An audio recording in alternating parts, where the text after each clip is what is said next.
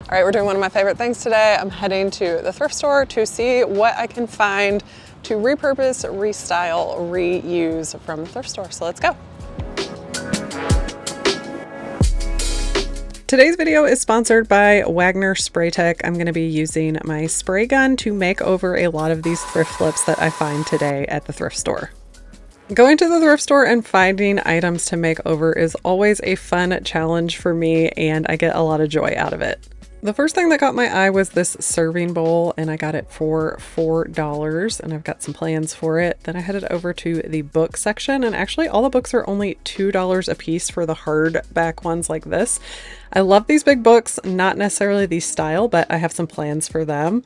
You guys know I always love to pick up vases, so I found this really big, decent size one for $5. I think that's a little overpriced, but it's kind of just how the thrift store goes these days. And the last thing that caught my eye was this huge canvas. It is over 60 inches and I got it for 13 bucks. So here are all the items I'm going to be making over today. This was a pretty good haul for me. The total for my trip ended up being $42, but I did remember I left a vase in my car. So it's actually probably closer to about $38.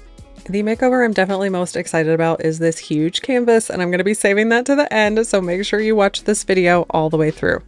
I'm going to be using my Wagner Flexio 3500 and the power of paint to transform a lot of these dated items from the thrift store. I'm using my fine detail nozzle, and this has two settings, the air control on the top and then the flow control on the trigger, so you can get a really precise spray. If you have been around my videos before, you know I love using the Wagner sprayer for my thrift flips for a number of reasons. It goes way faster. I get better coverage. I don't usually have to do multiple coats when I'm doing these small little flips. I have a ton of leftover paint that I can't necessarily use for a whole furniture project, but it's great for thrift flips like this.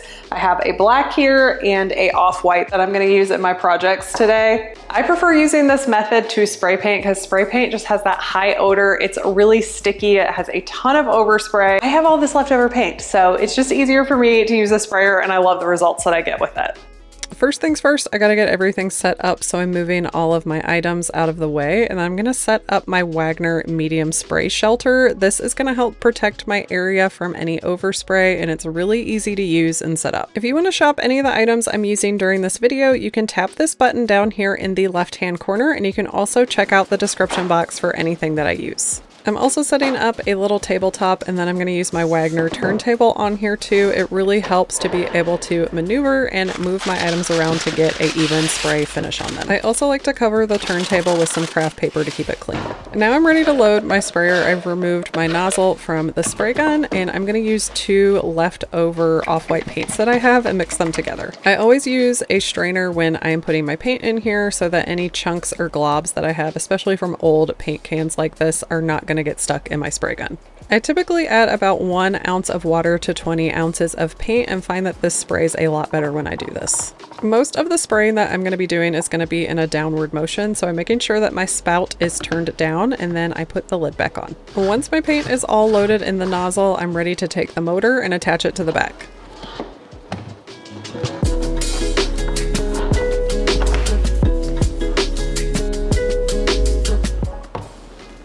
When I'm spraying a chalk style paint like this, I like to have my air power set at a 5, and I have my flow pretty open. Before I paint my items, I'm going to clean them all off with some simple green just to get any dust and dirt and grease off, and then I'm always going to rinse it with some water to get rid of any residue. This particular vase was really shiny, so I'm taking a rough sandpaper and just kind of scuff sanding it to make the surface less glossy. After wiping off that dust, I'm ready to spray, and this just makes it so easy. With the turntable, you can see the nice, beautiful, even coverage I'm getting, and it goes really fast too. Lamps and vases are really easy to make over with this paint sprayer, and you can even grab stuff from your home that you don't necessarily like the color anymore. I know I'm taking a lot of colorful things and just making them more neutral because my house is very neutral, but if you wanted to paint in fun, funky colors, you can do that too.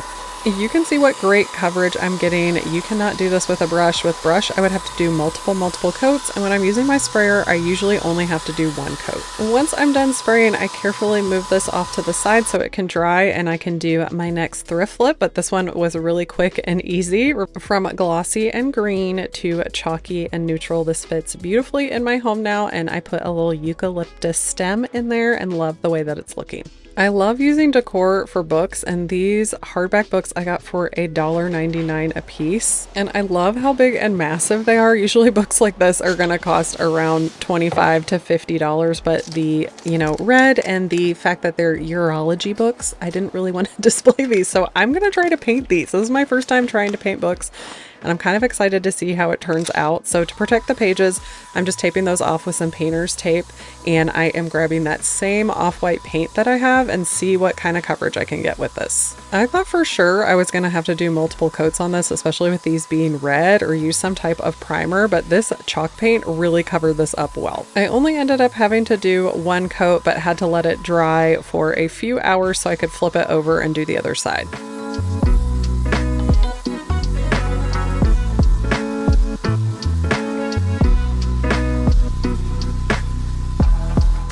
And I actually had a book that I wanted to paint black, so a hot tip here is you can buy extra nozzles for the spray gun. So I have a backup spray nozzle, so I didn't have to wash out the white one. I was able to load up a separate black one and do this darker book that I have so I can have some contrasting books. And you can probably tell, but I just wanted to note that I have sped this up 4 times faster than I'm doing it in real life. Once the books were completely dry and I had both sides painted, I removed all the tape and it looked so good. I didn't have any overspray on them. And just to remind you, these are the urology books that I bought for $2 from the thrift store, and this is what they look like styled on my bookshelf.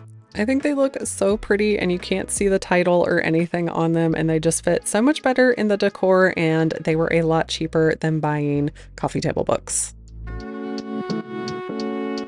Okay, the next thing that caught my eye was this decorative serving bowl, but I don't like the silver, and I had in my mind these couple that I've seen from Target that I really like, so I want to make this bowl gold. So I'm getting this prepped for paint, and this one had a sticker on the inside of it, and a trick for removing sticker goo is this Goo Gone right here. It will remove any residue because your paint's going to stick to that, so you want that completely clean. And then I'm just cleaning the surface like I did with my base. So the trick for turning this gold actually starts with black paint. I know that sounds crazy, but I'm going to coat the whole bowl in black paint first.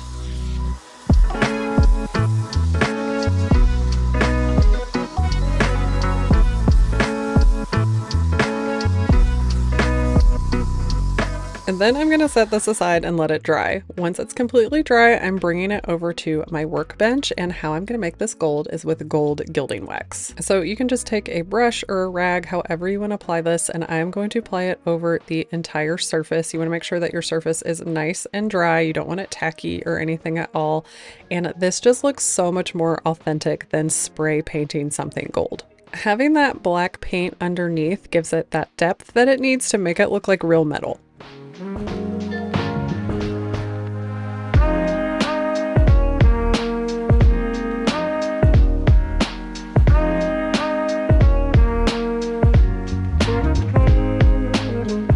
Once I had the entire outside coated, I'm just going to flip it over and do the inside of the bowl as well.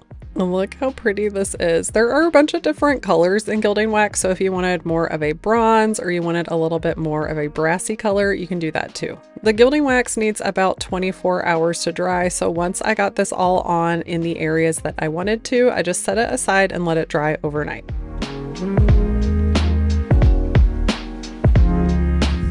Okay, so this silver bowl would have been fine silver, but for my aesthetic in my home, look how pretty the gold one looks. I just love it. And this lamp is a thrift flip as well, so I will link my other thrift flip videos in the description box for you. I forgot to shoot these in store because they were not priced and I had to get somebody to help me, but I love these little terracotta canisters. They come with a cork top as well, and I really like the terracotta color on them, but to fit the decor of my house, just spraying these black was going to work better. And since I already have the sprayer loaded up with the black paint, I just put them on my turntable and sprayed them. This one was super quick and easy. The hardest part of this flip was being able to move these to another place and let them dry. But once they were dry, I added their cork tops back on, and these look really nice styled on my bookshelves.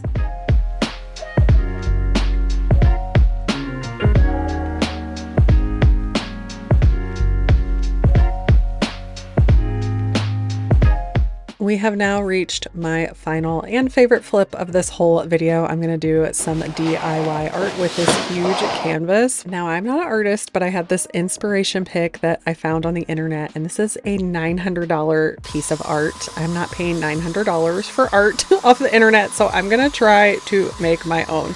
So I am taking that same off-white paint that I have and just covering up this beautiful flower print that would be beautiful in someone's home, but again, it's just not going to fit with my aesthetic.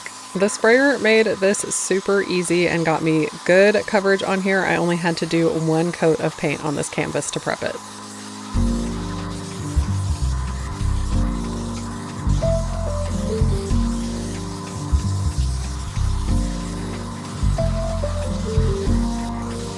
Here is what it looks like completely dry. Love the coverage on it, but I want to add some texture to it now. So I have this spackling that I have from another project. Yes, it is pink now, but it dries down completely pure white. So I think this is going to look really cool, smeared and textured over my off-white color. I'm going to have lots of texture, but I will also have a contrast in color as this dries down to its white color. The goal here was to not take myself too seriously and just have fun. So I put on some gloves and just smeared the spackling all over the canvas. I didn't have too much and I didn't want to go out and buy any more. I just wanted to use items that I already had. So I'm using my Mr. bottle to spread it out a little bit, and then I had a wallpaper spreader, and so I'm just making streaks and different textures going in different directions. Again, trying not to take myself too seriously and have a lot of fun while I was doing this.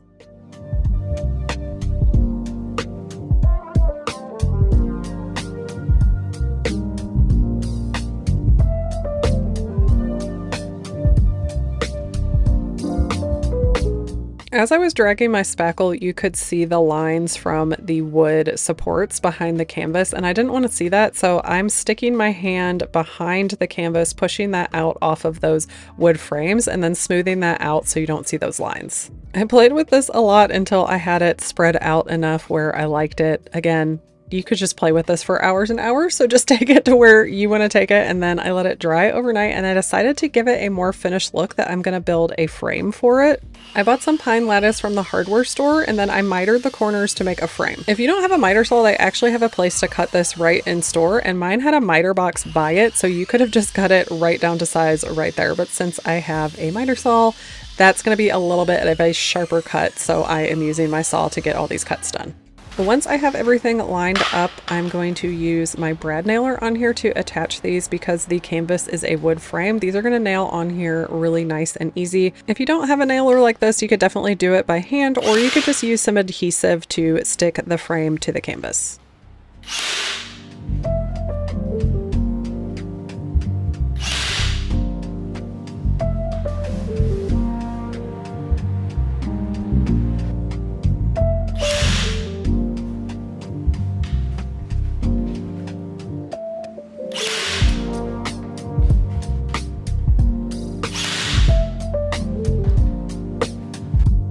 Just to remind you what I started off with, this flowered huge canvas that now is going to fill up this very blank wall in my kitchen that I have been trying to style for a long time. The finishing touch for this one is that I needed to fill all those little nail holes in the corners where I mitered if I had any cracks. So I'm just grabbing some natural wood filler and squeezing a little bit into those holes. You could definitely stain this, but I decided to keep it natural because I love the way that it looks, and I think it looks so close to my inspiration piece at a fraction of the cost. It's pretty dark out when I got this guy up, so I decided to take some shots in the morning. Look how pretty this is, and this is where I do all my Zoom calls, so now I'm gonna have this beautiful background, and I love the contrast between the off-white backing and then the white texture on top. And this frame makes it look so professional. I'm glad I added that touch.